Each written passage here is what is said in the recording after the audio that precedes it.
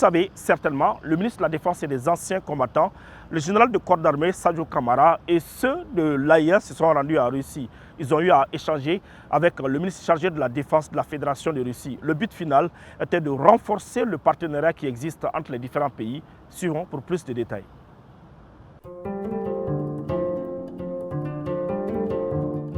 Le partenariat entre les États se fonde sur des intérêts mutuels sous-tendus par le respect réciproque.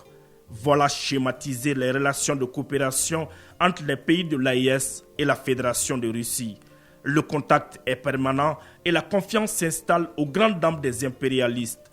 L'histoire d'un partenariat sincère et fructueux prend une autre dimension ce jour à Moscou, capitale de la Fédération de Russie.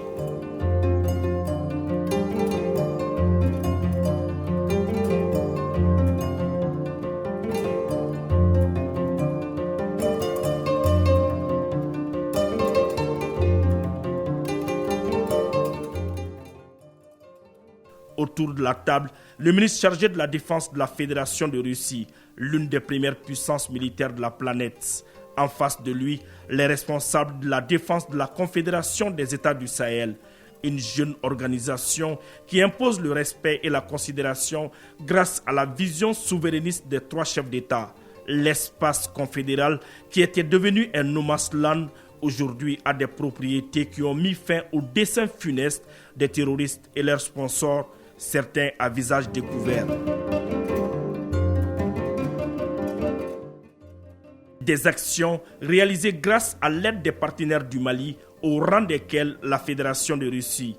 Au cours de cette rencontre, au nom de ses homologues de l'AIS, le ministre de la Défense et des anciens combattants, le général de corps d'armée Sadio Kamara a eu les mots justes avec l'intonation qu'il faut pour saluer les relations de confiance établies entre les pays de l'AIS et la Fédération de Russie. Cela n'a rien d'étonnant pour paraphraser Nicolas Boileau, je cite, « Ce que l'on conçoit bien s'énonce clairement et les mots pour le dire arrivent aisément. » Excellence, Monsieur le ministre,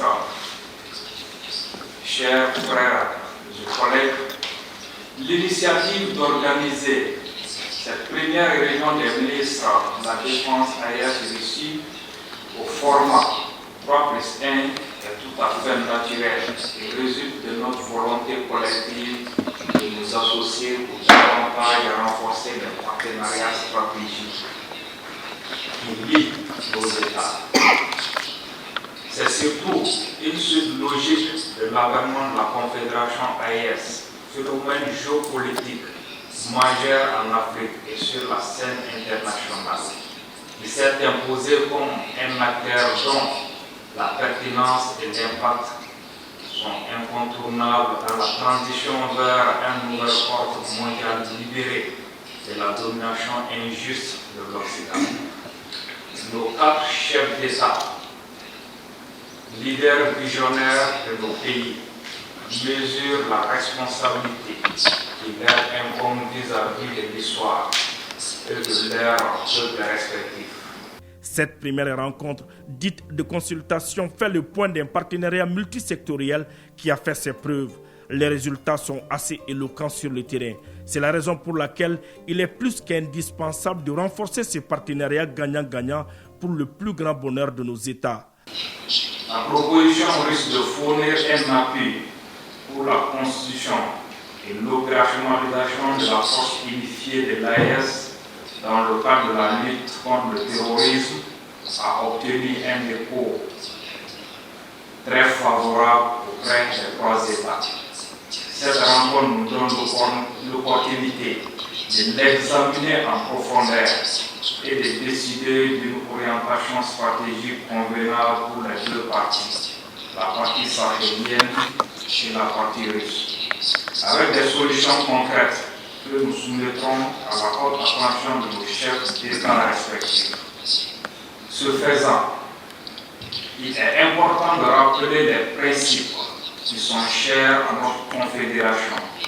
Il s'agit du respect de la souveraineté, du respect mutuel, de la défense collective, ainsi que des décisions collégiales et consensuelles. Pour garantir la pérennité et le suivi de notre partenariat, je propose que les sessions de consultation des ministres de la Défense AES de Russie se tiennent régulièrement sur une base annuelle, alternativement en Fédération de Russie et dans l'un des États confédérés du Sahel, avec la possibilité de tenir des sessions extraordinaires de commun accord si les circonstances le disposent.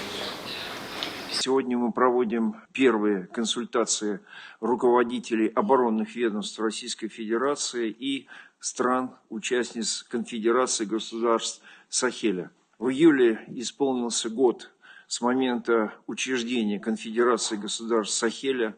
Решение создания Альянса – результат свободного выбора сахельских народов курса на устойчивое мирное развитие.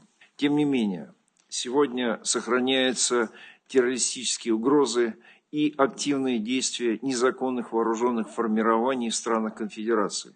Поддерживаем вашу позицию о необходимости укрепления безопасности, защиты территорий и суверенитета. Минобороны России готова оказывать всестороннее содействие для обеспечения стабильности в регионе. Уверены, что четырехсторонний диалог станет важным форматом обсуждения вопросов укрепления взаимодействия в оборонной сфере.